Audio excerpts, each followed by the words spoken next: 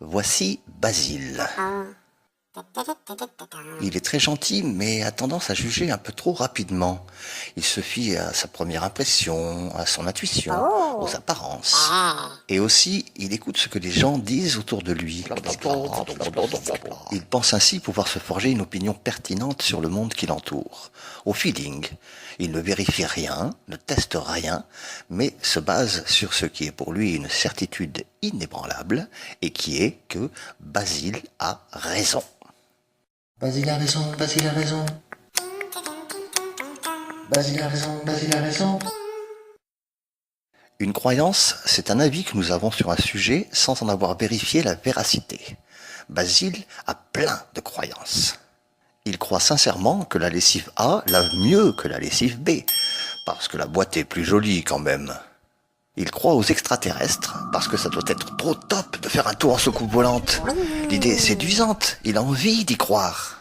Il croit que manger du chocolat rend plus intelligent, parce qu'il vient de lire un article très détaillé sur le sujet. Et aussi parce qu'il aime beaucoup le chocolat. Il n'a rien vérifié de tout ça, mais ce n'est pas grave. Il aime bien ses croyances, alors il les garde.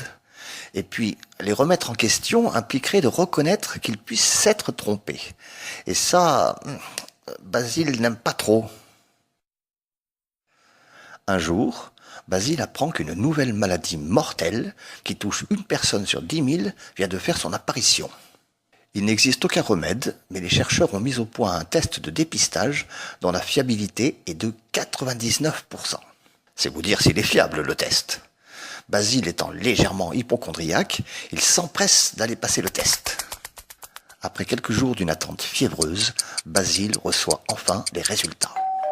Et là, oh stupeur, il apprend qu'il est positif. Il en est totalement anéanti. Le test est fiable à 99%.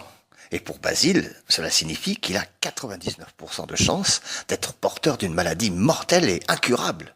Autant dire qu'il est condamné. Et vous, qu'en pensez-vous? À votre avis, est-ce que Basile a raison? Basile a raison, Basile a raison. Basile a raison, Basile a raison. Eh bien non, Basile est allé trop vite dans son raisonnement. En réalité, ses chances d'être infecté par la maladie ne sont que de 1%. Ce résultat peut paraître étonnant de prime abord, et il faut reconnaître qu'il est très contre-intuitif, mais c'est pourtant la vérité.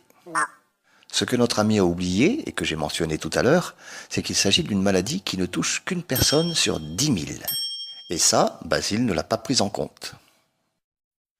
Reprenons le problème par un autre bout, si vous le voulez bien.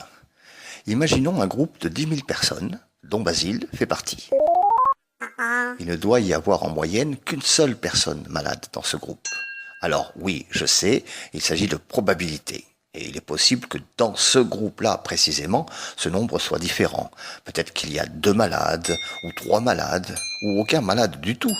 Mais comme nous parlons de probabilité dans cette histoire, nous partirons du postulat qu'il n'y a qu'une personne atteinte dans le groupe. À présent, faisons passer le test à ces 10 000 personnes. Puisque le test est fiable à 99%, cela revient à dire qu'il va se tromper dans 1% des cas. Or, 1% de 10 000, cela fait 100. 100 personnes pour lesquelles le test va formuler un mauvais diagnostic. Comme la plupart de ces gens sont en bonne santé, je vous rappelle qu'il n'y a qu'une personne malade, le test, se trompant, va déclarer ces 100 personnes positives, et Basile est parmi eux. Il est fort possible que l'unique personne réellement atteinte fasse partie des 100, mais tous les autres ne représentent finalement que le 1% d'erreur du test. 100 personnes potentiellement malades et une seule qui l'est réellement. Cela fait bien, pour chacun d'entre eux, une chance sur 100 d'être atteint. Basile n'a donc bien qu'1% de probabilité d'avoir véritablement contracté cette terrible maladie. Le voilà déjà un peu plus rassuré.